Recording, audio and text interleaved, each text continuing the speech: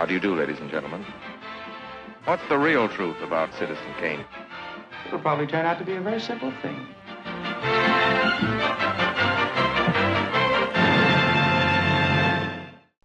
Hey everybody, hope you're doing well. I'm Parker. And I'm juror number 10. And welcome back to another episode of Better Than Citizen Kane, the highly subjective show where we look at a movie and ask that titular question. Because when every movie ever made is a reasonable contender for the title of greatest film of all time, I just think we owe them a few words. That's all.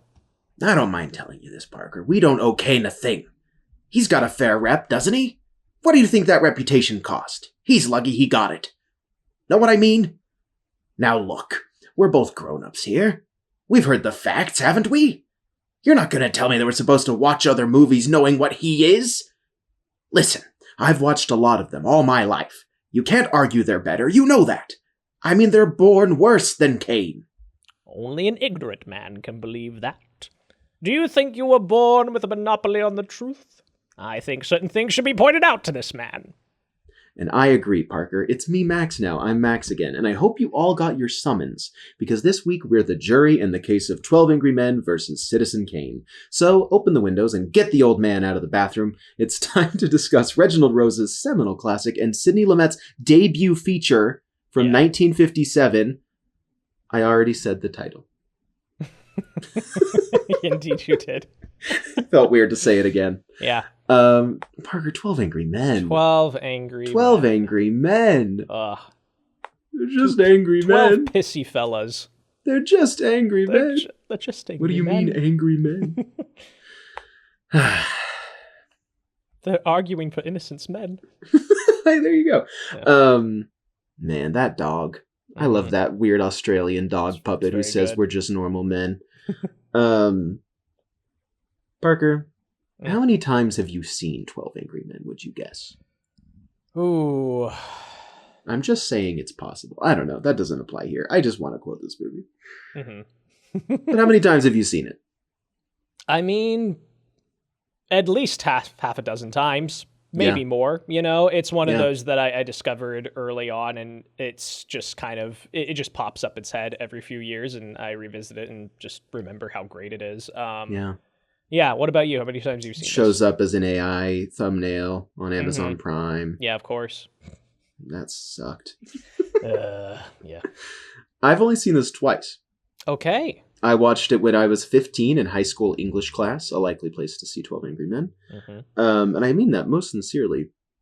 And then I watched it for this. It had Wow, been so it's 10 been years. a long time. It's basically for you. been 10 years since I saw it the Wow. first time. But for a good chunk of that 10 years, this was in my list of favorite movies. Mm-hmm. Because it made such an impact. And in fact, when I was talking to my dad, when we were going to watch it together, he got sick. He had a sick day off work. And I was like, well, I was going to watch 12 Angry Men. Oh, hey. It's like, and he seemed a little, I'll watch it if you watch it. Mm-hmm. And then within because he hadn't seen it since he was 10 years old Okay, yeah. in the 80s. Mm-hmm. And we were both just floored by it. We were like, oh yeah, this is like one of the greatest movies It's of all time. incredible, man. It's so but- good. And I don't know when to bring it up, but I have a take about this movie. I think I'll bring it up a little later. Let's talk about it a little bit more before I dive into that. Okay. But yeah, I remembered really liking it. And anyway, before we watched it, I was like, I'm really excited to revisit this. And my dad was like, well, yeah, I remember you really liked it after you saw it in high school. I talked about this movie enough after seeing it in high school English class that my dad remembered that I liked it that much. Okay, interesting. So, Okay, interesting. but I hadn't seen it. I just Yeah. hadn't revisited it in 10 years. Yeah. Simultaneously, so much better than I thought it was going to be based off of that. Mm-hmm. And also just as good and also a lot more low-key than I thought it was going to be. This Yeah. movie's a little low-key. Totally. The credits are in lowercase.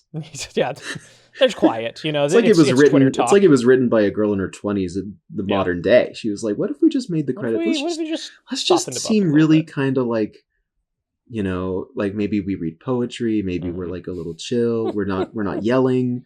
Even though the men, Yeah. Parker, I don't know if you know this, the men are yelling. They're I didn't angry. know that. These men yell. Whoa. It's a good Why- movie, Parker. Why is it called 12 Yelling Men? 12 yelling men. Mm. Just 12 men yelling. What about that? This is similar to, it's interesting. It's similar to when we talked about Wizard of Oz like 2 episodes ago, Mm-hmm. where you go, yeah, it's that movie. Yeah. Duh. Like, of course we're bringing it to Citizen Kane. Like, of course we're bringing it to this show. Because, technically in the structure, we're supposed to answer the question, why talk about this in conversation with Kane? Oftentimes, we don't really say that out loud. It's just kind of like, well, I think some of that comes up in the criteria. I think that's kind of naturally moved to the end of the episodes. But maybe today we'll follow the structure sure. of the show. But, it's fairly obvious. That's the thing about bringing this in conversation with Kane. This is one of the greatest films of all time. Yeah. Mostly agreed upon. I feel like we can talk about this a little bit. It's on the AFI 100 from 2007 at number 87 between Bringing Up Baby and Platoon. It feels low. I don't know. Like, there's something that's... Yeah. Bringing Up Baby is just below this movie. Platoon is just above this movie. Yeah. I'll say this. It was 2007. And I feel like in the last 20 years...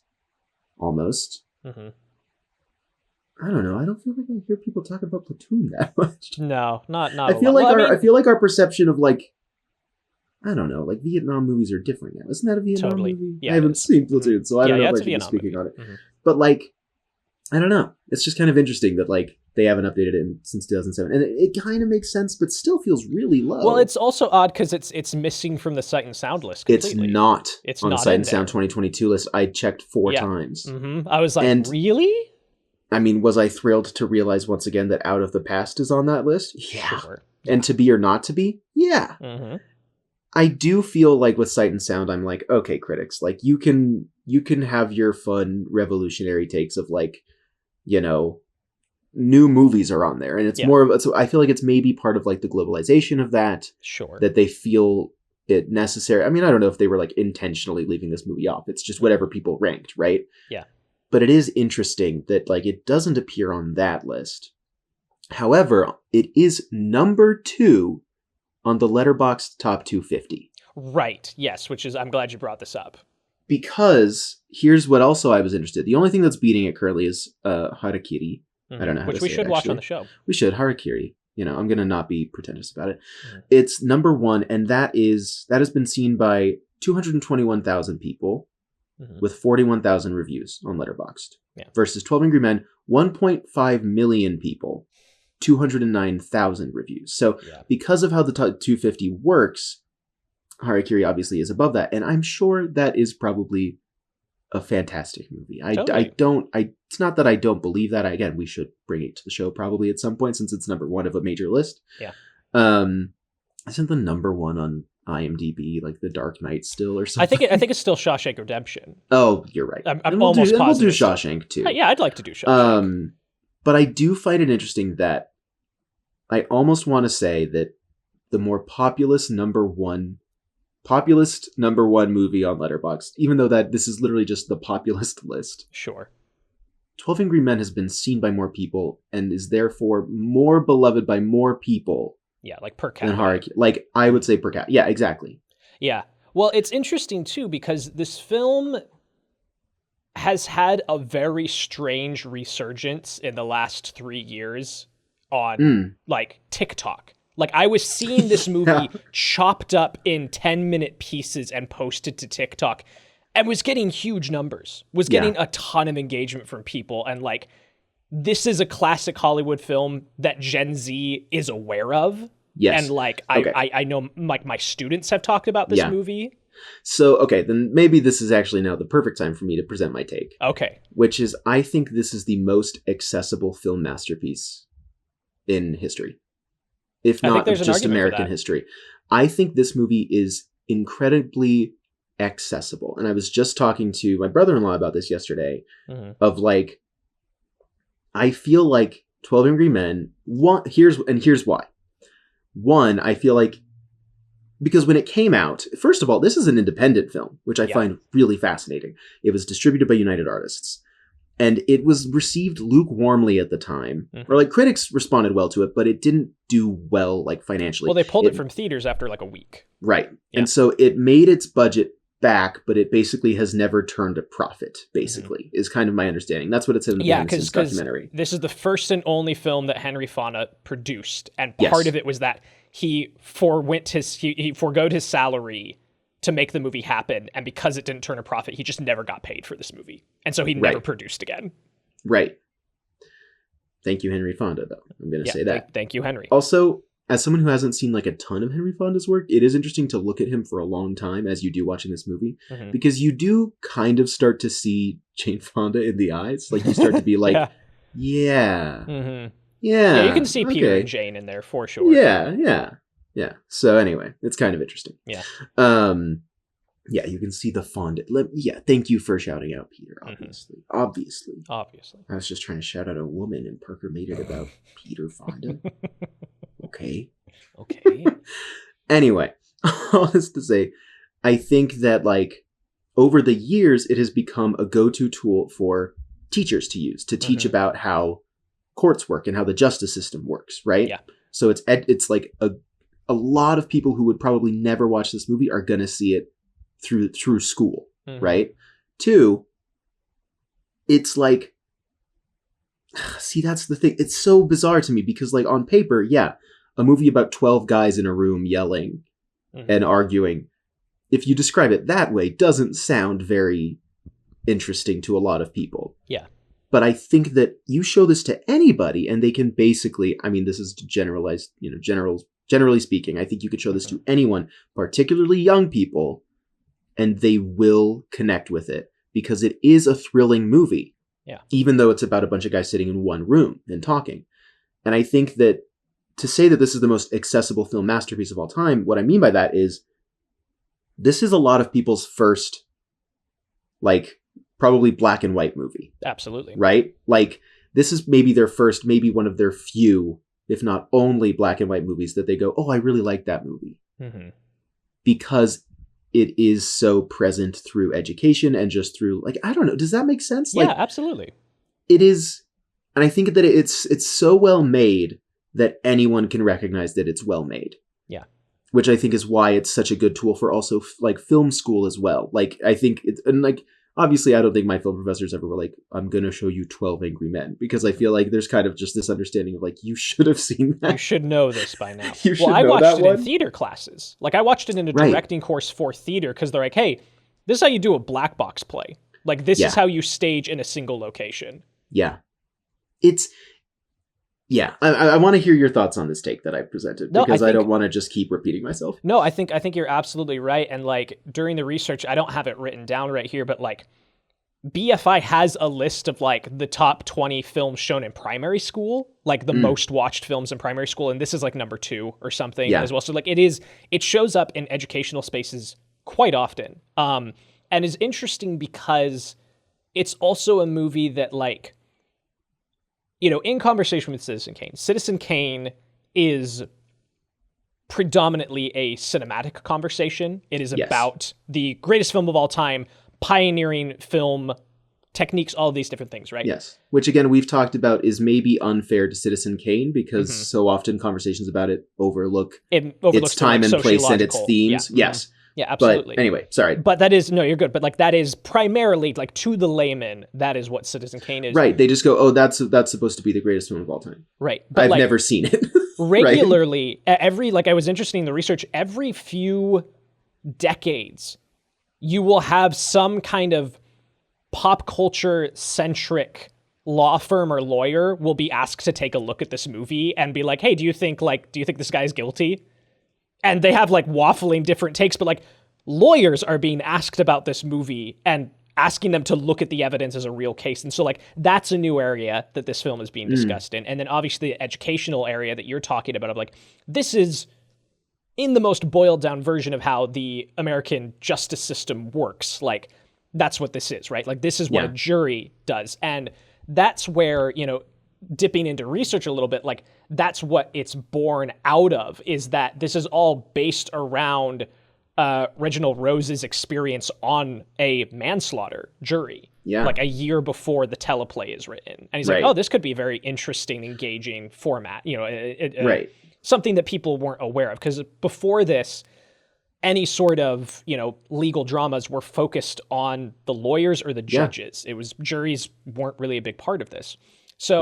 So you've got like 3 prongs to this of like cinema, law examination, and education. Yeah. And I think that gives it a much wider swath than something like Kane does, which is like just exclusively cinema. Right. And like also I imagine that like another thing is like 12 Angry Men I just feel like is easier to find more regularly, I feel too, right? Because is it in the public domain or is it not? It's not. I don't think it is. No, it wouldn't be. I know the teleplay is. Like, you can watch the teleplay on YouTube, you know? Right. Yeah. Yeah, but the this film is itself, but like I don't think so. that TikTok anecdote you have is so interesting. Of like it's engaging. Like this movie engages almost anybody. And to your point, to Reginald Rose's point about the jury, I feel like I've heard this sentiment before of like juries are so, I don't know, maybe this is a very American-centric take, and maybe I'm wrong, because I imagine other countries also have juries. But I feel like I heard at some point of like, juries are, I don't know, I feel like they're for me, they're a really interesting part of the justice system. That like, it is so interesting that it's just like, it is 12 random citizens selected to view this case. Is so interesting, and they are like they are non-biased, and like there's so many gags in shows and movies about like, well, I don't want to be on the jury, jury duty, and I'm like, I don't know, I haven't been called for jury duty yet, so maybe I'm just like let us in, let us in there. We're a podcast hosts, we could be on the jury. I think so. Anyway, just like they are so fascinating, and it is such an interesting. It's an interesting idea, and that gives credence to the fact that it was a teleplay in 54, right? 1954. 55. He writes it in 54. It airs in 55. Yes, teleplay in 55, and then off the back of that has some stage adaptations, right? Like a stage adaptation. I think one between, and then there's the film, and then after the film, there's more, right? Yeah. Right. Well, it gets codified as like a licensable play after the film. Like, because before that, there's like a theatrical performance of it in between, as I understand, and then from there it becomes Samuel French or whoever has the rights to it. Right. Yeah.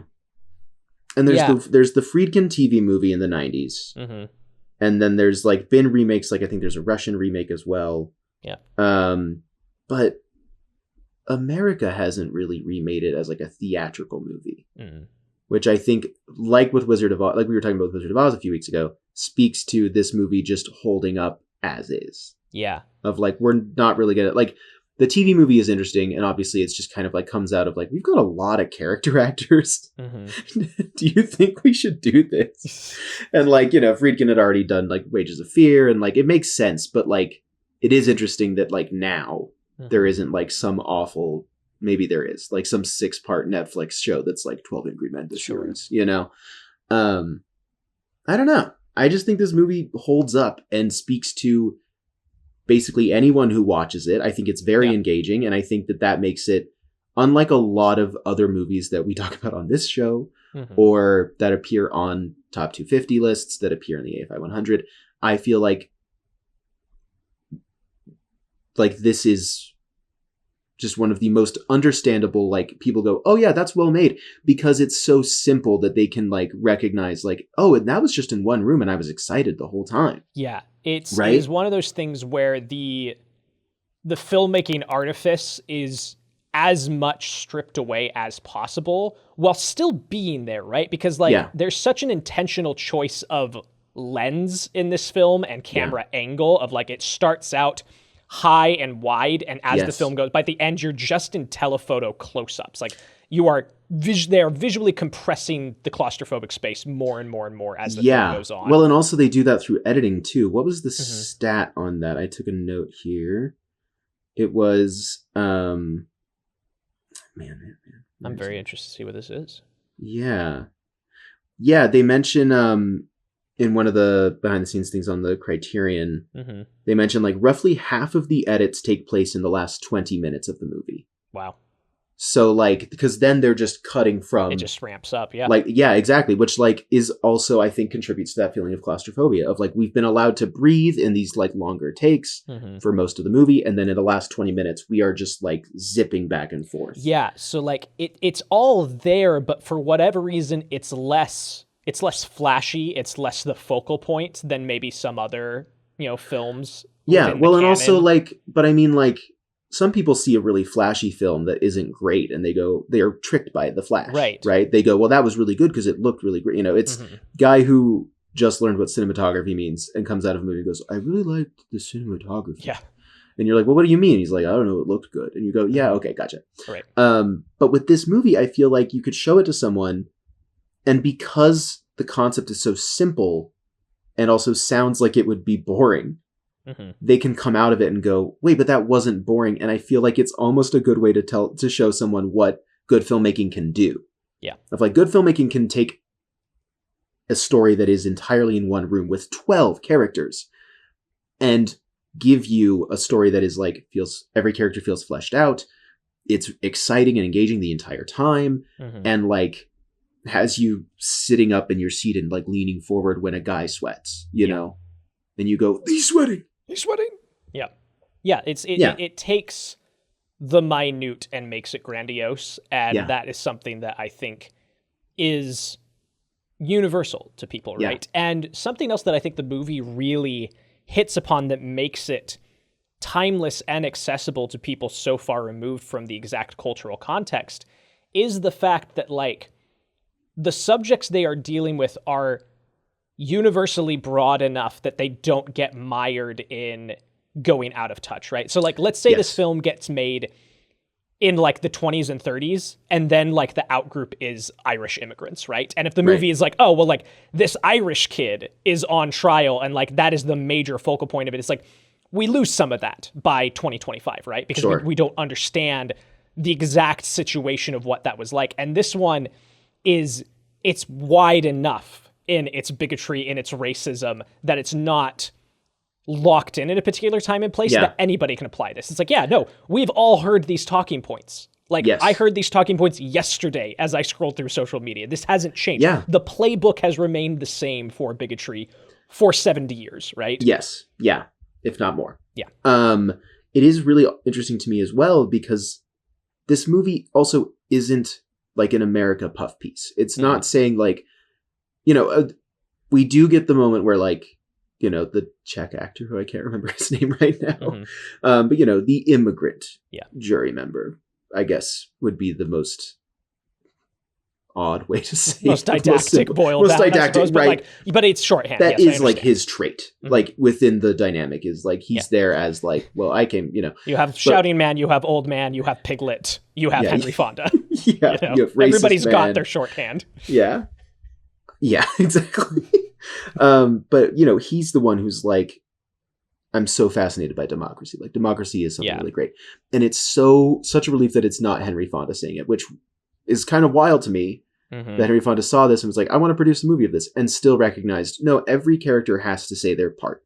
And like the fact that Reginald Rose got to write on this is also speaks to like, that's really great. And also it's like, because it's an independent film, I feel if this did have a studio meddling with it, it's maybe like, well, let's give Fonda the big speech about democracy and let's maybe bring in a different writer, a Mankiewicz type, enemy of the show.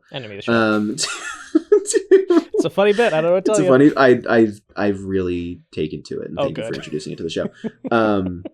But like, everyone still plays their part. But like, anyway, as I was saying, this isn't so America centric, right? Yeah. Like, it's not like you watch this and you go, well, you only really get it if you're. It's like, because the theme of the movie isn't American democracy and how our jury system works great. Yeah. The theme of the movie is every life is worth taking the time. It's just about, this movie is about taking time and asking questions. Yeah. Which I think makes it all, and your review from the time you watched it before this was like, wow, this is so relevant, that sucks. Yeah. Because that does suck. Feels bad. Because, a lot of how juror number 10 talks is still, he says something at one point about how he's like, the facts, you can't change the facts. But then he's also like, the facts don't care. He's like, forget the facts. And it is just like such a good example of like, these people have to be full of shit to get their point across because he is simultaneously saying the facts don't matter. And also you're changing the facts. And it's like, well, which is it? Yeah. Pick one. Pick one. Yeah. But I think what also makes this really relevant is the fact that like now no one takes the time to think about anything. hardly at all, just even in personal relationships. Well, it's, yeah. Right? Like, and not to be phone bad, but phone bad. Mm-hmm. And like how we think about things and talk about things is so, it feels so much like juror number 7 being like, I got baseball tickets. Like, I got to get out of here. And everyone's like, well, it's pretty done deal. Let's just go. Mm-hmm. And it's like, I don't know. Like it is a movie that is thematically opposed to snap decision making. Like it is a movie that, like you said, takes its time, is told in real time. This is just 2 hours of these guys' lives that we get to see play out in real time. And is also like you said, it's not what it is like platforming, what it is exalting is not the American justice system. This is not, love the film though I do, this is not Mr. Smith Goes to Washington of like, what's so great about America, you know? And I also have takes on that. I also have takes on that. I don't think that movie is saying that America is great. I think it's saying it could. Anyway. I understand. We're doing it next year. It's going to be fine. But so the point is like, it's not so specific in that way. Like the virtue this movie holds up is everyone is innocent until proven guilty. Like it is on the prosecution to prove guilt. And when you walk in, you have to assume, okay, they didn't do this. Convince me that they did, right? And that sentiment, that ideology, like you said, is something that has been completely lain by the wayside in all online discussion. Yes. Regardless and that's important, like regardless of politics, in all online discussion. It is just, it is immediate snap decision. If you read a headline, you have all the information you need. Boom. That is, I read this. It's like, well, did you read that or you saw that? Like, that's my like personal pet peeve is when people say, well, I read this thing. I'm like, did you? Or did you see an Instagram post of a headline and that was you reading it? Yeah. I mean, I don't need to stay on this for a long time, but like I just got off of Instagram. And what I'm most excited about is like, to engage with the news. Like I immediately realized like, oh, like I think if I listen to NPR or like Pod Save America, or like if I listen to people talk about the news or even read pieces where people are discussing what it means and what we can do, is automatically going to feel way less isolating than just seeing a headline beam into my eyes. And then I go, oh, that's bad news. And then I just move on. Anyway, that's just a quick aside. I do want to say, I think you're right about how this is about, obviously, specific to courts. It's like everyone is innocent until proven guilty. Like that's what it's for. No snap decisions. I want to expand a little bit upon like why my take is like, this is about taking the time and actually thinking things through just generally, because I think they come in, the first thing that they try to do is turn on the fan. They can't. Yeah. And everyone just kind of lazily tries it and just goes, ugh, whatever. Because they're all annoyed that the room's hot and they have to do this. And like, if someone had just stopped for a second and been like, well, what is the fan connected to? Like, what is that running through? It would be the lights. The lights have to come on for the fan to come on. But they don't, because they're like, well, we'll be out of here very quickly. And it's this idea of like entering the space. They would have not been so miserable if they had just thought that through and taken the time. And that ties into the overall situation, which is just like, if they came, like, that's what Henry Fonda is telling them to do, to the point that at exactly the hour mark is when the rain starts. And that is exactly once they are 6 versus 6. Yeah. Right? Then the rain starts, then the lights come on, then the fan comes on. He goes, hey, the fan comes on. Before seeing this, I remembered, I thought it was like, it wasn't until they all agreed or something that the fan came on. And I was like, that would have been too on the nose. Yeah, that's too much. What I like is, it's literally like, once we are halfway to everyone being convinced, once we have spent enough time that half of the room is convinced, they've taken the time, they're thinking it through, they're actually going, wait, that doesn't make a lot of sense. That's when also one of the minor, really big annoyances in this room also goes away. Like, it is just really well structured in that way too. Yeah, you get a reprieve. And so that was kind of like my big thing. Yeah. I was like, I really like that it's like, it is about like innocent until proven guilty, but it's also just like, get out of your head. Just take a minute. Take a minute to think about things. Think about anything. What this means. And that's what Henry Fonda is saying. He's like, well, don't you think we owe him just a few words? This is a life we're taking. Yeah. And that really spoke to me right now. So I just wanted to highlight that part. Yeah, I'm so glad you did. I think it's really great. Okay, so question what else for do you you have about the on research? summary. Yeah. I mean, research, just, I mean, you mentioned it in the opening, but like, let's just have a moment of, embittered, jealous silence about the fact that this is Sidney Lumet's first feature film. Are you kidding me? Like, he had done work in television before. This is not like the first thing he's ever done, but it's his first movie, and to have this be your first film, like, are you kidding? Like, it's so rare that we run into this, that we can have this conversation, but absolutely, this is an Orson Welles level freshman output, like debut. Are you kidding me? Yeah, absolutely. Yeah. He ended up having a much more successful career than Orson Welles. Indeed. He was 32 when he made this, like 32, 33. Yeah. So not so annoying, but still come on, man. Yeah.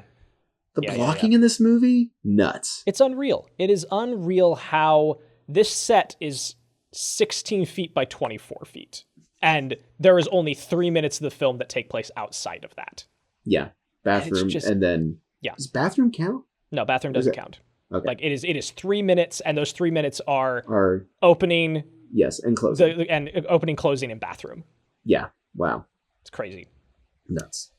Yeah. Just bonkers how insanely well choreographed this whole thing is. Like you mentioned before, I mean, it's also a part of the, the 90s TV remake, as I understand. But this is a huge thing of this is just, we used to have character actors. We used to just roll these guys out, soon we're going to be talking about Psycho, and Detective Arbogast is here, and he's playing a completely different character than he is in that film. Oh, yeah, you're right. Yeah, and I'm just like, oh, hello, And like, here's the thing. Half of these guys have Twilight Zone episodes just devoted to them. Like, each of these actors have shown up in Twilight. Like, because also, like, a lot of them had their careers off the back of this. Like, they're all super recognizable to us now, but at the time, it was just kind of like they were still up fairly early. Yeah. Right? But like, this kind of shoots them into those, like the Twilight Zone and Psycho. It's very interesting. Yeah. Very cool. Let's see. Were there any other pieces of research that you were looking forward to sharing? Let me check. I mean, let's see here. Okay, so this is kind of interesting. The teleplay ended with more ambiguity. The last two to begin the exit were Juror 3 and Juror 8, just like in this. But the knife that had been so crucial becomes a prop in an interaction between those two, where like 3 kind of holds it up to him again. And we kind of feel that maybe 3 isn't actually resigned to his not guilty vote. We don't really know what's going to happen when they get out there. But well, the teleplay's truncated, isn't it? Isn't it like 50 minutes? Yeah, it is. Okay, yeah. Because I read they cut for this. They add like their careers and their backgrounds and all of that. Yeah, like fleshes out these characters a lot more. Yeah.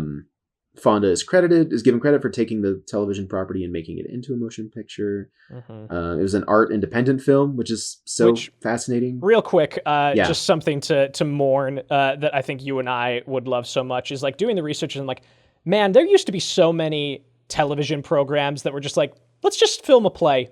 Let's just put a play on Sunday evening for the populace. And I'm like, there's so many of them. Like, and all of these writers and directors are cutting their teeth doing this. In the advent of television, and it just it bums me out. Yeah, it's a bummer. But yeah, and then also in the TV play, the jurors speak to identify they identify the accused's class background, but it isn't really made clear about like the racial issue until the movie. Like the movie kind of builds that out too, which makes sense because if you have 50 minutes, juror 10 isn't going to be like, I'm racist, And you're like, Budget under $400,000, so it was made real cheap. I mean, back then that is, but it's still cheap for the time period. Very cheap because, like you said, Fonda took a pay cut. Completely part of that budget also meant they needed a director who wasn't a big name, which is why Sidney Lumet comes in.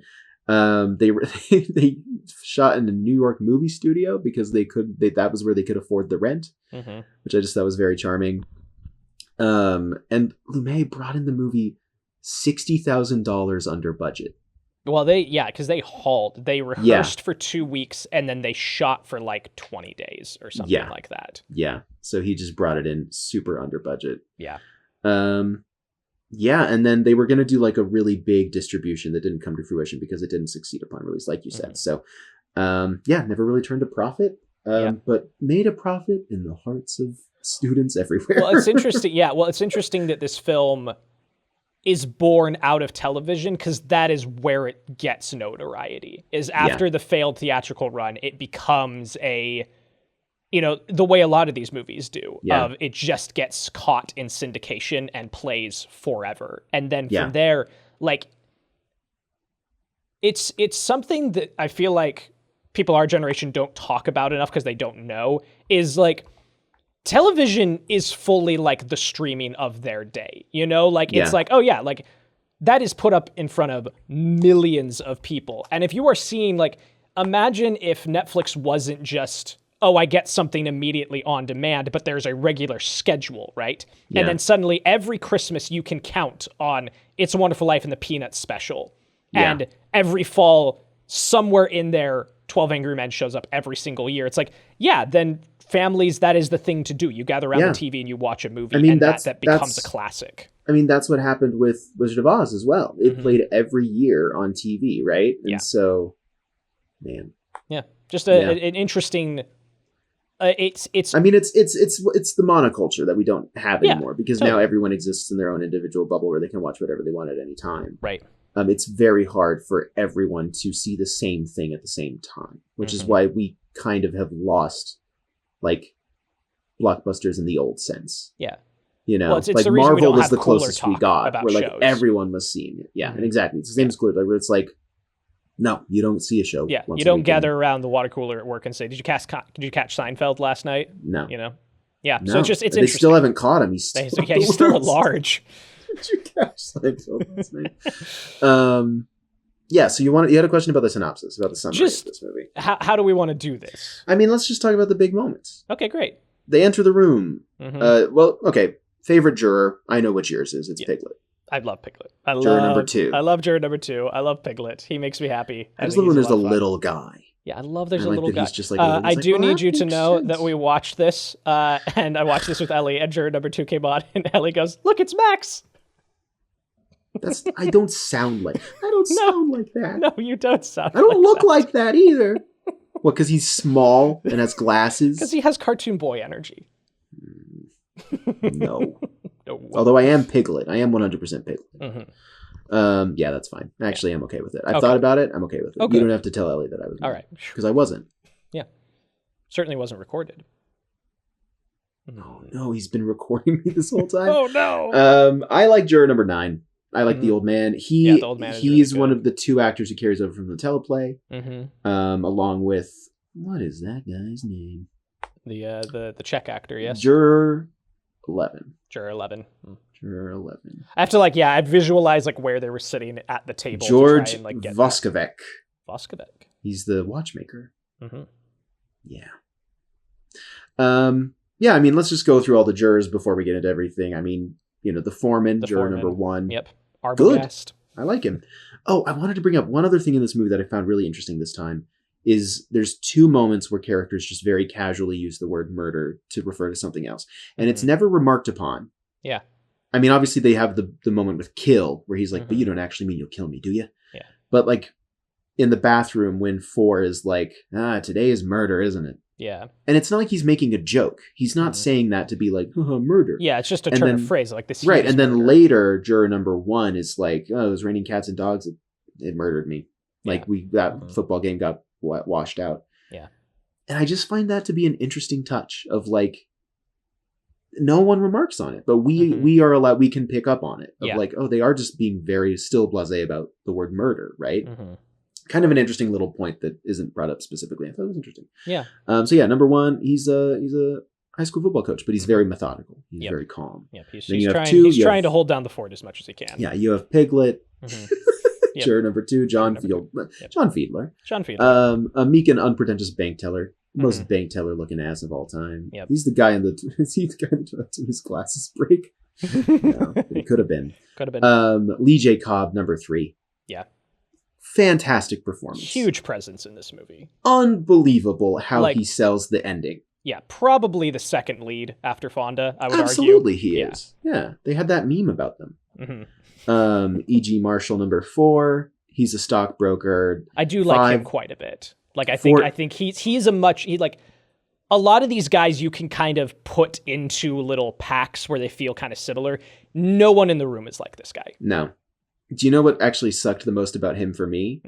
Is that about halfway through I was like, I feel like Kevin Spacey stole this guy's shit for Baby Driver. Oh yeah. And once I saw that, I couldn't unsee it. That's a very good point. He's really good in this. But like I was like, oh, this is that guy in Baby Driver. That guy. Who's that guy? Who's that guy? I really like number 5 too. I like the way he reacts when they're like, the slums. People live in the slums. They're from the slums. And he's like, I'm from the slums. I'm sorry if you can smell the garbage on me. I loved that. What's that actor's name? He shows up in so many things. His name is Jack Klugman. He was a lead in like a show about a doctor. I can't remember the name of. He kind of looked like Donald Sutherland to me. A little bit. And everyone kind of looks like Donald he's Sutherland. just one of those. He's one of those character actors that if you do if you spend any time in old Hollywood film, you will find him. Yeah. Number 6. Oh, 6 is the guy who was in the bathroom. Sorry, not 4. 6. Yeah. Again, I'm also going through the table. Right. That's how because I wanted to highlight let's get into the summary. All the guys. 7. He's the gambler guy. He's like the third lead, I would say, almost. Yeah, I think so. I feel like he's just kind of he has more of a presence than some of the other guys. 8 is Henry Fonda, who thinks that the defendant is not guilty. Yeah. It's the guy who's like, I don't know. Joseph Sweeney plays the old man. I love his speech about the other old man. Yeah. When he's like, I know this man better than any of you. And like, imagine what it would be like to be nothing. Like, unbelievable. It's so really good. 10 is Ed Begley, whose son I don't think looks anything like him. No, not in the slightest. I was like, is this really Ed Begley Jr.'s dad? But he's a racist. George Voskovic, who's the European watchmaker, and then Robert Webber, who is the advertising man, the advertising guy. He doesn't have a lot to do with it. But okay, so they enter the room. It's hot. They sit down, go around, do a vote. They're like, I feel like it's probably going to be unanimous. Let's go around. 8 is not with them. Yeah. And they're like, what? Reasonably. What I like, though, is that 9, the old man, kind of is hesitant to raise his hand at the beginning, too. So, you still get a sense of, well, he's not entirely sold either. Right. And then, of course, he's the first one to join him in not guilty. And I love his reasoning behind that, where he's like, it's not easy to stand up to the ridicule of your peers. And this man has shown a lot of character, I think. And I think, based on the courage it takes to do that, we should hear him out. And I would like to... he says there's some line where he's like, he gambled for support and I gave it to him. Yes. Yeah, for sure. He just says that there's a lot at stake and he just doesn't want to go along with the verdict without talking about it first. Juror 7's pissed because he's got baseball tickets. Yeah, got places. And Juror 10, the summary on IMDb says, and Juror 10, who believes that everyone from slum backgrounds is evil. And I go, yeah, I guess he does I say suppose that. He does. Yeah, he does kind of get straight to the point of that, basically doesn't he? Just say that. And then the rest of the film's focus, obviously, it's them talking about everything. Let's talk about the big moments, Parker. Yeah. First big one. Is it the knife? It kind of feels like it, it's that one is, I've seen this both done as a play as well as the film, obviously, and it holds up really well as a play. I've seen 12 Angry Jurors where they just, it's all gender casting, which is, interesting and fun. And I like that. And you could make the argument that it's you aren't really losing a whole lot when you do a stage adaptation of it. And in some ways you aren't, you're gaining something by being in the room and feeling the energy coming off these actors. But that knife shot is my argument for why this is superior as a film. Because there's just it starts on a close-up of him sitting. The camera remains stationary. He stands up, it's on his pocket. We see the knife in the foreground. He whips out the other one, bam, puts it in the table. And then the reverse shot of everyone standing up and out about it. It's again, you do just go, it's the meme of the sports bar all losing their mind at right, the TV. Because this is that first release, because we've been building and building and building. And I do want to give a quick shout out to how much I like that when we first start going across to each juror, because they go, well, let's let each man try and convince 8 why he's wrong. So they just go from guy to guy. And I really like this trucking shot, basically. I don't know, that's it just panning from person to person, but like it moves. It's not a pan. It like moves from person to person. Yeah, dollies across. And we can cut out of that so that like 10 can stand up and be like, here's why I'm mad. And then he sits back down and they go, okay. And we go back to that locked down shot. Yeah. And it really helps you so early in the film keep track of like, okay, here's each guy. Mm-hmm. And they say like, okay, juror number 3. Oh, I guess that's me, and like, I think that's really effective of like showing us who each guy is. And so that we can like remember them because it is so early to be like cutting around. Mm-hmm. This movie has a good sense of like, we need to be doing like as much like moving in and moving out and like keeping that geography solid for the first half of the movie so that no one gets confused because it does become more important. And then also just as Fonda starts walking around and doing his tests and stuff and everyone gets up, then we're a little more free. But it's important for that first third to be like, here's each guy, here's where he sits, right? Mm-hmm. So I just wanted to give a shout out to that. Yeah. The knife, obviously, we've been building. All of that is building up to the knife, which is so exciting. I had forgotten about the knife, and it's so exciting. It's so good. It's just good. Mm-hmm. And then after that, they kind of do the second vote. Uh-huh. Or do they talk a little bit more about like the old man? They don't talk about the old man. I feel like the knife is after the initial vote happens because it is. Yeah, it is. Yeah. But the second, right? Second, and then they voting, take another one. Mm-hmm. Yeah, they do the secret ballot. Yeah. Right, where they go not guilty, guilty, guilty, guilty, not guilty, and you not guilty. So and then juror 9 is like, it was me. Yeah. I also like that when 3 is like really mad at the old man, and 6 is like, if you talk to an old man like that, I'm gonna lay you out. Yeah. And then for the rest of the movie, you're like, I feel like that guy's gonna lay a lot of these guys out. Yeah, I think he's really just gonna mess really these guys up. Sense for that. And then he starts talking about like, well, I'm going to kill you, being the line that the witness says. Yeah. Just figuring out the L train and figuring out like how like I don't think he could have heard that. Yeah. And everyone being like, oh, that's kind of a good point. Like, it's just good. It's 12 Angry Men. I don't know. What would you say like the next big moment is? I think that like.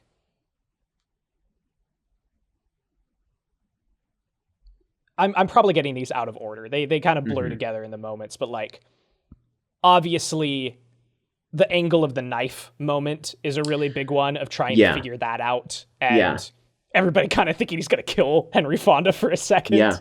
Yeah. Because of how tense everything's gotten. Yeah. And like, that's what I like. What's so interesting about this movie is that it takes its time enough to sell you on that concept. Like in that moment, there is a split second where you feel the same way the other jurors do of like, is he gonna? Oh my god! Like, you kind of freak out for because a second. that is later in the movie because that's after he's said, "I'll kill you," like he's pissed at Henry. I think you're right. Yeah. Right? Mm-hmm. Yeah, because I think what it is like we get 5 being like, "Well, I grew up in slums," and then he eventually switches his vote after the voices thing because he's like, "Yeah, I grew. I've lived next to those tracks."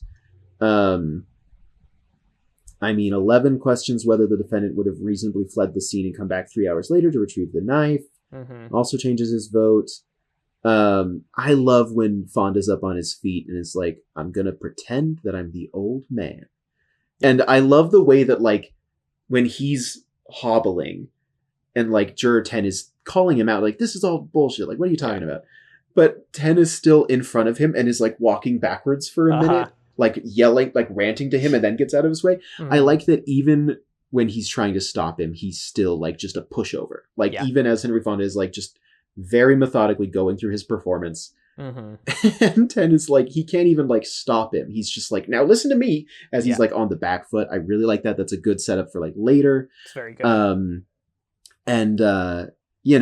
We get that of like, I don't think the old man could have gotten to the door. I love that shot where they're all like looking at the map and it's basically just like he's showing it to the camera and it's great at the apartment. And it's right around here that 3 explodes and is like, he's got to burn. He's slipping through our fingers. And juror 8's like, are you his executioner? He goes, I'm one of them. And I like the way he says, I'm one of them. Yeah. I think that's really interesting. Also, we didn't mention, let's just talk about 3 really quick. Yeah. They set up his son in such a nice way. At the top of the movie, he's like, this is my son. And he's like, I haven't seen him in, in 2 years. Yeah. there's so much room for that to be Chekhov's gun. And like, you do know it's playing a part, but it's not something like they're foreshadowing it. Right. It feels very natural of him bringing it up. And then when it comes into play fully in that last moment, because it's not even like he brings out the photo and is like, my son. Mm-hmm. He's trying to show them the notes and he throws it all out and the photo comes out. It's just played perfectly in my opinion. It's really great. And like they do such a good job of kind of connecting this back into what he's feeling. Because like the inception of this conversation is he's like, yeah, I have a son, here he is, played football, did all these things. He's like, he ran away from a fight one time, and I've never been so ashamed in my life. Well, and I said I'm going to break him. Yeah, mm-hmm. Like, and he's like, I'm going to make a man out of him if I have to break him. Exactly. He's like, and I made a man out of him, haven't spoken to me in 2 years. And it's just like all of, like, it's good writing. It's so well done. Yeah, it's really good. And I just think, the writing of 3, I just think really works. Yeah. It is just really, and the performance too, like, Cobb is doing great work. And then, this is when 3 says, I'll kill him, and starts lunging at 8, but is restrained by 2 others. And I mean, not to use the Chad behavior from Henry Fonda, where he is just very calmly goes, you don't really mean you'll kill me, do you? Mm-hmm. And you're like, oh shit. Yeah. Like, again, this movie has like, to be as silly didactic as possible, this movie is filled with like air horn moments. Just like, which is why it did really well on TikTok. Yeah. And there's just so many good ones in here. Just so many good like put downs. Knife drop moments. Yeah. I really do love when it's after that outburst and 3 like hobbles over to the water cooler next to 4, and he's like, I'm not really, I'm an excitable person, but it's just like, hey, he's like, he was baiting me. He was baiting me. He was trying to get a rise out of me. He's like, he was very successful. Like, he just walks away. Yeah. Really good. 4 is so interesting. Speaking of 4, the storm breaks. It's raining heavily. They close the windows. Fan comes on, like I talked about earlier, and then 4 is like, here's the thing.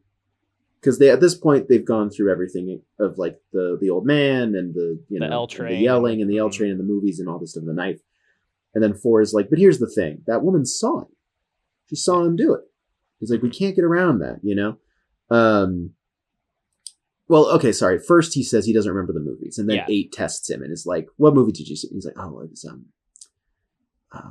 and then he sweats because earlier they're like, don't you ever sweat? And he goes, no. Which is so funny and spooky. But then he does sweat and he has to dab his one sweat mark. And then that's when 2 calls up like the knife. And that's when they get up and 3's like, okay, I'll make myself shorter. Mm-hmm. Whoa. Yeah. They all try to stop him. I mean, it's... I really like, again, with setup and payoff, we've established this kind of curt blow from 10 where he's like, all these people in slums, you can't trust any of them. And 5 gets really upset about that. And he's like, hey, mister, I'm from a slum. He's like, I didn't mean anything by. And he's like, no. You know what I meant. Yeah. Yeah, sorry, go ahead. So just really good stuff. And then what we think is just character dressing for the conflicts these characters are going to have comes into play where 5's like, hey, any of you ever seen a knife fight? He's like, well, I have. Like, I've been around them all my life. You would never... He's like, it takes too much time to switch in your hand like that. The whole point of a switch is that... They open this way. Mm-hmm. Yeah.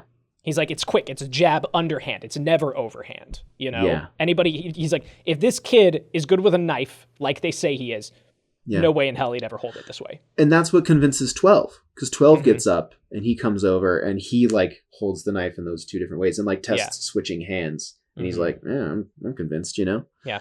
I do love that. 5 is great.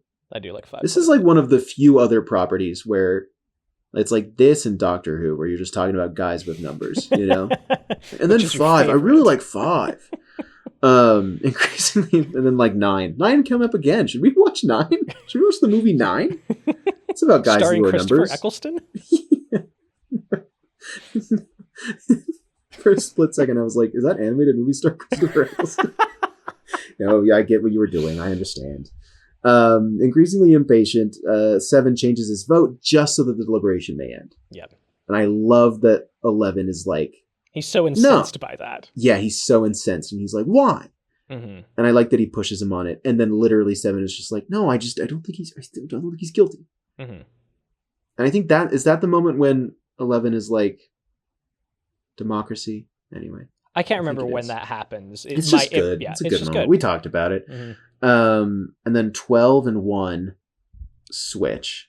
And I love the way that Martin Balsam, as the foreman, says it, because he's taking the count of the vote. Mm-hmm. He goes, and then I love the way he like holds it, and it's in such a close up, and he holds his hand up and he goes, 9. Mm-hmm. And I'm like, I just love that. He's really good. Everyone is really good in this. Like, there again, it is what's so interesting about these ensemble pieces is that it is entirely sink or swim on these guys, right? Like if there's one weak link in this chain, then it all falls apart and it becomes like, so easily this thing could be the Henry Fonda show. So in maybe any other version of this film at the time, this would be the Henry Fonda show. And all of these guys are given moments to shine, and even if they don't have they have big monologues, because like I don't feel like the foreman does. He doesn't get to go off other than like talking about his football game, right? Yeah. But like everybody gets moments like that of here is your close up. You are dominating this screen. That it's just you right now. Totally. Fonda could be a million miles away. It's just you. Yeah. Which is really, it's really good. Again, it's just kind of like, it sounds like he kind of ended up maybe regretting it because he didn't get any money for it. But, Fonda coming on as producer, it feels like if someone now was like, I'm coming on producer as this adaptation of this play, we go, okay, well, that guy's going to be the star. Like, they're going to change it for him. Mm-hmm. Kind of, it's a weird comparison. But, kind of Josh Groban coming in for Great Comet on its move to Broadway, and they go, we got to put in another song for Groban. I guess we got to stick another one in there. It's just kind of like that. Yeah. But yeah, I also want to highlight the little kind of breaks between discussions where, like you said, like 3 goes over to the water cooler with 4, and like 1 talking to 8. Like you have these nice little moments where they step away. Yeah. There's these little very natural breaks where like some of them will pair off and go and talk, and I think that also gives them other moments to shine and kind of just do like acting off of one other person instead of 12. And so I think those also speak to just like, like we can have a scene between 2 people and Henry Fonda's across the room and he's not part of it, and like I think that's great. So then it's 9-3, and then 10 gets real mad. Starts that's when he makes his big xenophobic rant. Maybe the best shot in the movie. Yeah. It's and here's the thing. One single take because, they get. Like you said, the movie does such a good job of spacing and blocking and, making it feel claustrophobic when it needs to feel claustrophobic, making it feel like, guys are stepping back when they need to. And to just go to the corner of the room and to get this really kind of the widest shot you can get in this room without going up, which they do. Yeah. But like, and just the thing that's so effective about it and so impactful to me about it is it's literally just the thing about people who are this prejudiced is that they can't even be at the table. Yeah. And at a certain point, it's not like you can argue with him. Mm-hmm. It's just like, we shouldn't listen to these people at all. Like, to make him feel entirely ostracized and that no one is listening to him is what just completely, knocks the wind out of him. Because if no one is listening, then it's, again, it kind of feels like today there would be a version of this where it's like, well, no, they need to have some big thing where they tell him why he's wrong and why he's prejudiced and how he needs to change. And maybe they would successfully fix him or something, or he would be like, maybe you guys were right. It's not that. It's just that he is so fully kind of, for the time, I guess the word would be emasculated. He is completely nerfed and like neutered by just like, we're not going to listen to you. No one wants to be seen with you. 3 gets up so early, which I think is also huge because at this point 3 and 10 are kind of like the bad major ones. and 4 still, but like 2 and 3 are the most loud bad ones, right? And the fact that even 3 just gets up and doesn't listen to him so early on, I think is really cool. Just it would be so easy to be like, well, no, all the bad guys are racist. No, they could be jerks for different reasons. 3's motivation is so personally tied. Yeah. And 10's is so prejudice based. And I love that it's really effective. Again, one by one, everybody's leaving. And to your point of this conversation of like, how do you respond to this level of bigotry? 4 doesn't stand up. 4 stays seated at the table. And he's like, can anyone hear me? Like, because 10 says, listen to me. Yeah, listen to me. And, yes, and 4 says, I have. Now sit over there and don't speak again. Yeah. And it's just like, again, it is so powerful in the way that it illustrates what you have to do when faced with this level of bigotry, right? Because like they've tried to talk to him. They've tried to put him down. They've tried to refute his points and to show him, anything, even, friggin' Juror 11, at one point he's like, oh, you can't trust a word they say. They don't even speak good English. He's like, he don't even speak good English. Yeah, he don't even speak good English. Doesn't, It's just like, it's these little things where like, this dude has had every opportunity to look inward and examine himself. And I think it's a very powerful statement for today, especially if like there reaches a point where if someone is this much of a lost cause, they don't get a place at the table. Like it's the paradox of tolerance, right? Yeah. Like you have to be intolerant of intolerance and literally kick him out of the discussion. Say, go away. Nobody wants to. And then he just sits in the corner, literally hunched over, and you can see him in the background of shots just sitting there. Yeah, just like staring. And I like that at the end when they're going around for the vote, he just goes like, not guilty. Mm-hmm. And 10 is just like he just looks like the most miserable man in the world. Everything this man has built his being on has been stripped away from and I think this is the thing that is like important to me in context of this film, right? Because people, it's like, do I really want to sit and listen to 12 white men argue for, 2 hours or whatever? It's like, I get that. I understand where we come from when we adapt it into 12 Angry Jurors. I understand all of that. However, there is something so powerful about this moment where this dude is surrounded by people who should be telling him he's right. By people who have told him he's right his entire life. And to be completely stripped down by these people and ignored is devastating to him. Yeah.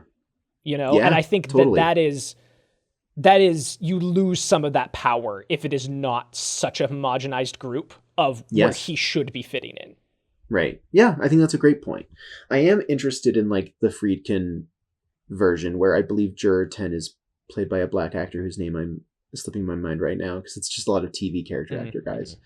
And like I am interested in that, but I think like, and even like 12 Angry Jurors, like you're saying, like that is interesting and that has merit. But I think you're right of like watching this movie from 1957, it is just very impactful to have like the 10 out of the other 11 guys turn away from him at a time when it feels like he should be supported. Like this feels like it would be supported, but it's not. And I think that's really, I think you're right. There's been a lot of really interesting writing about this film in its historical proximity to the civil rights movement and how all of that goes. And again, this kind of shifting in cultural norms in a big way. Yeah, totally. Then 4 is like, okay, but here's the thing. The woman across the street. And he's so firm about this that 12 changes his vote back to guilty. He's like, oh yeah, okay, guilty. But then Juror 9 sees Juror 4 rub his nose. And let's just give a quick shout out again to James Sweeney, who plays Juror number 9, because he has 2 of the best moments. I love the way he talks about the marks on his nose, on 4's nose, and how that's the same on the woman's, and she wears glasses, and she wouldn't wear her glasses to bed, and she couldn't have seen through the windows in the dark with her glasses off. Love that. But also earlier, I alluded to it earlier, when he's talking about the old man. And they're like, what would the old man have done this for? Attention? And 9 goes, yeah. Yeah, absolutely. And the way that he like talks through it, it's just good acting. Sometimes you just see such good acting that you're like, whoa. Like I'm curious to know, and I should have like taken a tally to see if this is actually correct, but in the times that I've watched this, it feels like and it's not all the time, but like I feel like he's the only one who goes down the barrel of the camera. Like everybody else is a little bit off, and he is the only one that is like POV. He's talking to you. Why do you think that is? If you have any thoughts about that. That's a good question.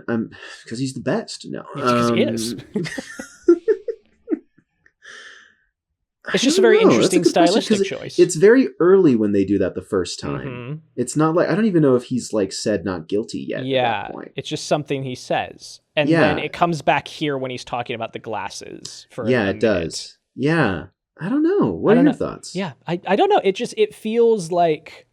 Because it feels intentional. It feels intentional. It stands out. The best I could argue for you is that he is somehow more stripped down than the others, that life has, worn his edges off enough that he is like, there is a level of vulnerability behind this dude's eyes that I think is missed if he is looking askew. If he looks off camera, you lose something as opposed to right down the barrel, him looking at you. Yeah, it's almost like it's his point of view needs to be... I mean, he talks about that a little bit with the old man, where he's like, imagine being that age, like 70 years of experience, and no one asks for your advice. Yeah, no one wants your wisdom. No one wants your experience. Yeah. Man, it's just this random moment where I'm like, what the hell? Like, whoa, like that's like such a... It's a devastating thought. It's like a heavy look into a different old man's life from this other old man. I find it so interesting and so fascinating. Yeah. I wish I had a better answer for you. Yeah, I mean, I don't have a good answer. It was just something I noticed. I was like, I wonder why that is. Write in on the YouTube comments, guys. What do you think? What do you think? Yeah, and then, everyone basically changes after that piece of evidence is knocked aside as well. And then 3 is like, none of this matters. The knife still, all of this. And again, the way that, is his name Lee J. Cobb? Is that his name? The way that he plays it is unreal to me. Yeah. Like, you feel like you know how he's going to play it based on how he's been. But the way that, like, obviously his build-up makes sense for his character, but the way that, like, he sees the photo and then tears it up and then, like, basically immediately collapses. Yeah. And I love that it's, like, hidden behind his hands and he's, like, not guilty. Well, I love how instant his regret is, right? He regrets it so quickly. Like, he's so furious and he tears up the picture and then he stops and, like, 2 seconds, like, no, like, what have I done? Collapses, not guilty, not guilty. I love the repetition of it. Yeah. And it's just like it's so elegant for something that could be so inelegant if written or performed incorrectly. And it's, again, it's such a little thing. And I feel bad calling it an old-fashioned choice, but it is this happens and they have their verdict and, Foreman knocks on the door, everybody files out, and we're just number 3 and number 8 left. And Henry Fonda goes and gets his coat, and there's one more there sitting on a coat rack. And he takes it and he, like, taps him on the shoulder and helps him into his jacket, and they walk out. And, like, if you made this movie today, it feels like he is the villain. He has to be alone. He has to have his comeuppance. There is no quarter. Like, you cannot, no ounce of sympathy to this guy, right? And it does feel like a very, for better or for worse, a very 50s sensibility to still have the human decency, right? Because this movie is about humanity. This film is about the worth and the worth and weight of a human life.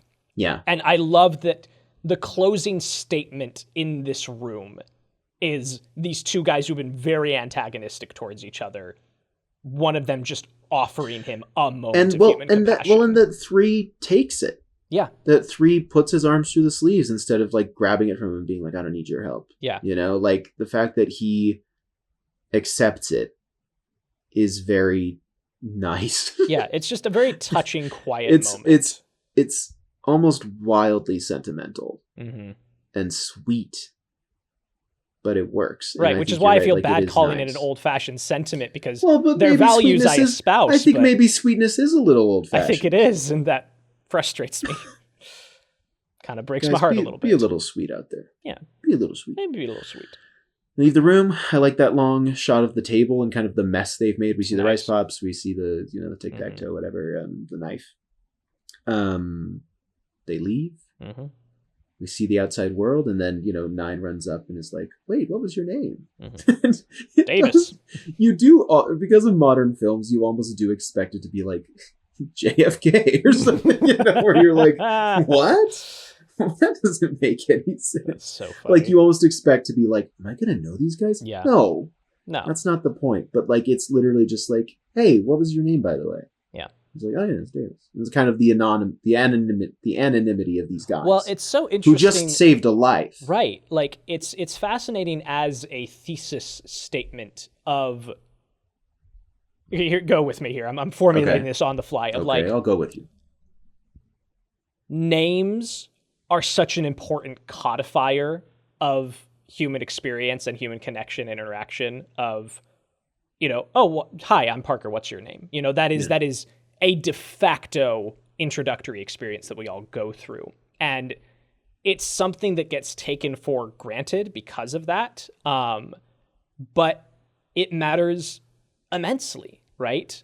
And to have a movie that is so focused on a humanistic perspective rob us of names, right? Like, we are referring to these people as numbers. And then we go off of, well, what are their characteristics? What are they like? What are their personalities? And we build something off of that. When all of that would normally be attached to a name, right? Yeah. Like, as writers, naming your characters can tell us so much about them. Like, a good villain name really catches on the ear. You're like, that's good. That really works. And I love that this movie is about human decency and kindness and understanding, and closing it on this note of, and now we're back to the real world where we get to use names again, which is the codifier of the human experience. Yeah, well, which also, I mean, like, the lack of a name for anyone in this movie almost feels like it gives them the freedom to be so mean to each other, almost. Mm-hmm. Like, you almost get a sense of, like, 3 being like, this guy doesn't, he doesn't know this man. Yeah.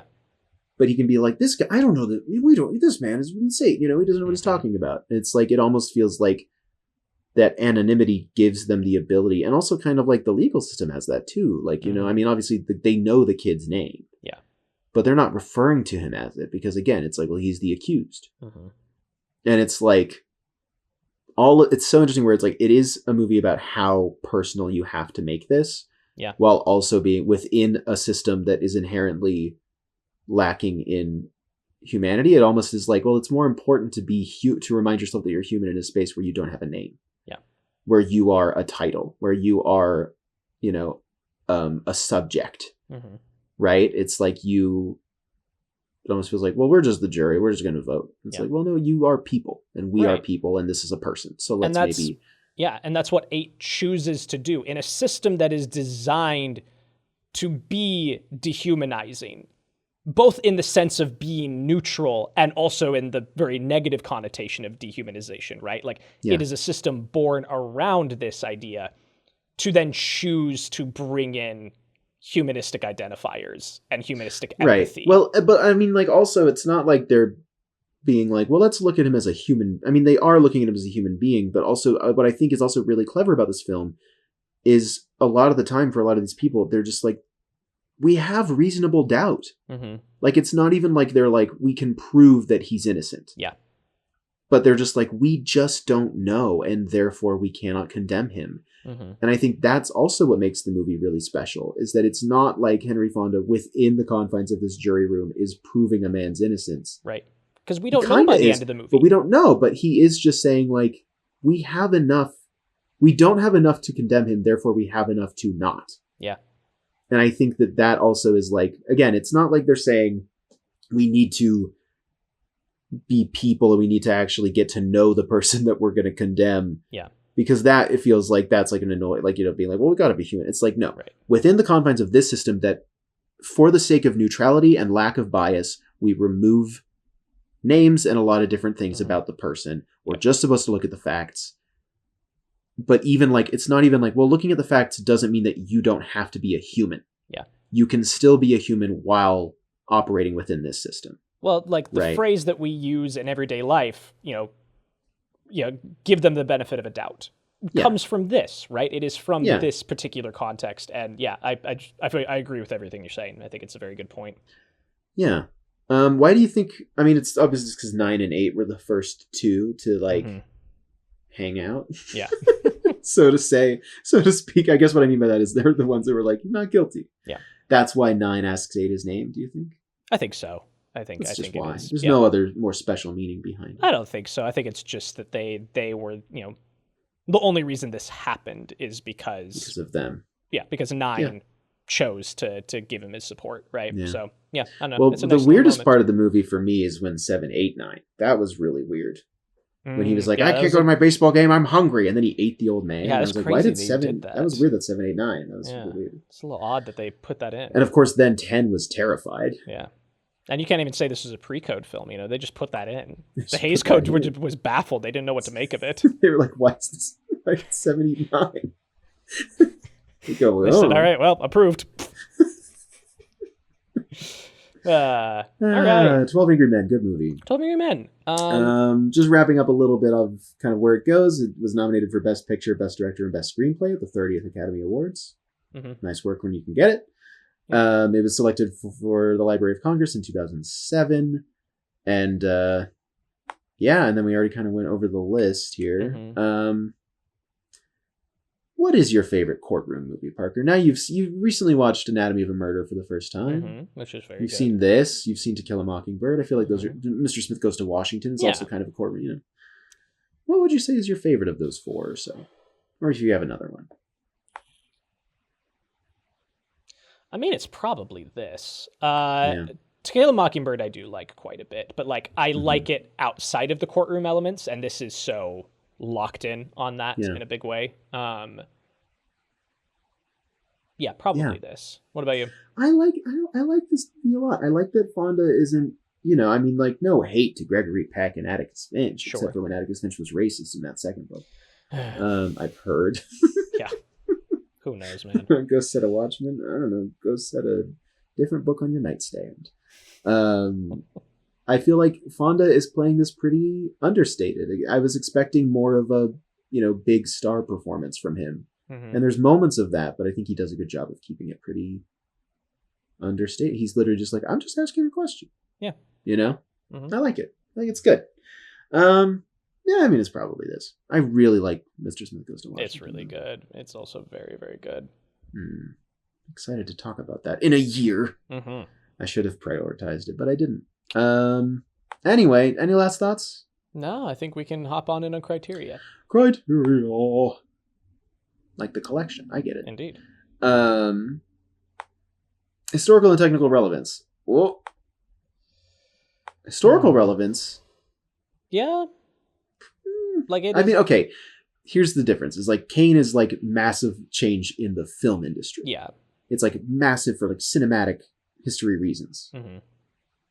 This movie still gets watched by a lot of people every year, probably. Yeah. If not at school, on TikTok. Mm-hmm. I feel like if this movie is being played in chunks, this movie from 1957 is being played over 60 years old. Yeah. Almost 70 years old. Is being played in chunks on TikTok. I feel like that speaks to some sort of historical relevance. I think so. But what would you say? I think that it... Yeah, I mean, I would probably just agree with everything you've said. Like, I...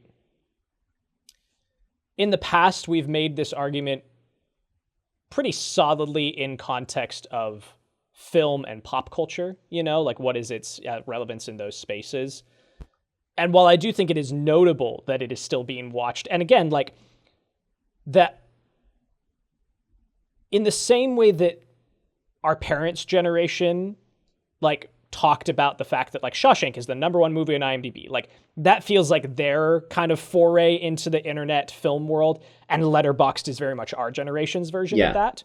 And the fact that this is #2 for I don't know the stats, but I would guess that the user base for Letterboxd is primarily like, under 35 would be my assumption, like it seems to be a very young leaning platform. Yeah, a I lot of would ways. say there's probably a lot of people who got on early who are Yeah. like in their 40s, Sure. but I think you're right. Mm-hmm. So I the would fact that imagine this is number 2, It's number 2. it's crazy. Citizen That's Kane crazy to isn't think even about. on the Letterboxd 250, Yeah. which is kind of wild. Mm-hmm.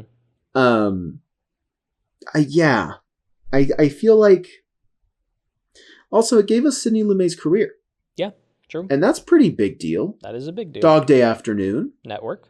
Network, Mm-hmm. he's a big deal. Big deal. I feel like this is a movie that could potentially take it from Kane. Yeah, I could see that. But I also don't want this point to just become, is it a popular movie Right. from a long time ago that feels at the same level? Yeah. Because that's what the next 2 points can also be about. So, I think this point goes to Kane. okay. I think Kane still has it, but I think there is an argument to be made. For sure. Yeah. I feel. Yeah, I'm good with that. That's Okay. fine. We've made clear the impact that this movie continues to have. Yeah, I think. And as long as we've done that, I'm okay with it. Yeah. So yeah, point to Kane. How well do you think it's doing what it's trying to do? Flawlessly. Like, there's Flawlessly, not a perfect thing I movie. would change about this movie. It's a perfect movie. Yeah. One of those rare perfect One of those movies. very rare perfect movies. And do you like it? Do you like this Quite a movie? bit. Yeah, this is Super fun. super Like fun. that's the thing, is it's like it's fun to watch, it's very engaging to engaging. watch, it's satisfying, it's Mhm. exciting. Yeah. Man. Yep. Good movie. Good movie. Loved revisiting it. Okay, taking a step back. Better than Citizen Kane? I think so. I very much think so. I think that it is, again, when you compare the lofty ambitions of what Kane was trying to achieve and the things it was trying to talk about, and the fact that a lot of that has been lost over time, that we have chosen to focus on it as a cinematic artifact rather than a sociological artifact, right? Mm-hmm. Whereas this movie retains its sociological goals, and Yeah. it still remains relevant to this day and timely and engaging and applicable. Yeah. I think absolutely it is better. 12 Angry Men is better than Citizen Kane. Okay. Okay. I was curious to see if you had any argument. No, I'm just Great. No, I'm just going with it. Perfect. I go, actually, Yeah. No, it is. I think it is. Well, that's that. That's that. Parker, what are we doing next time? It's September. Happy It's September. Happy September, folks. In Parker's life, Mhm. September means it's officially spooky movie It's season. Halloween time, friends. It's officially It's officially the Happy 2-month Halloween. run of Halloween. September 1st. And I'm Happy Halloween. so excited about it. I need to go get decorations. Lovely. So in the spirit of the season, Ooh. Max always allows me to get started with this a little early, which I'm very grateful. I think we average. I've been thinking about it a lot lately. I'm like, is the majority of the movies we've talked about horror? And then I go, no, because No. we do that the whole rest of the year. Yeah, we do the whole rest But of the year. it is fun to have this like 4 or 5 movie block, Yeah. 3 or 4 movie block where we are just in Spooky Town. Mm-hmm. Still great movies, or maybe not great movies that are Spooky Town, and we'll get there this season. Yes. But what are we starting with? We are starting with Dario Argento's 1977 explosion of color classic, Suspiria. Suspiria. First movie Parker and I ever watched together. Big Fun one. fact. Big one for us. So this will be good. I'm excited Yes. to revisit Suspiria. It'll be a lot of fun. I'm looking forward It'll to be it. good. Well, everyone, thanks for listening and take care. All right. Thanks, everyone. Oh, wait, Parker, wait. Oh. Wait, Yes? by the way, what was your name? Oh, Rawlins. Wait, I don't want to say last name. That's Never what mind. they do. Forget the whole thing. It's over. Goodbye. Goodbye.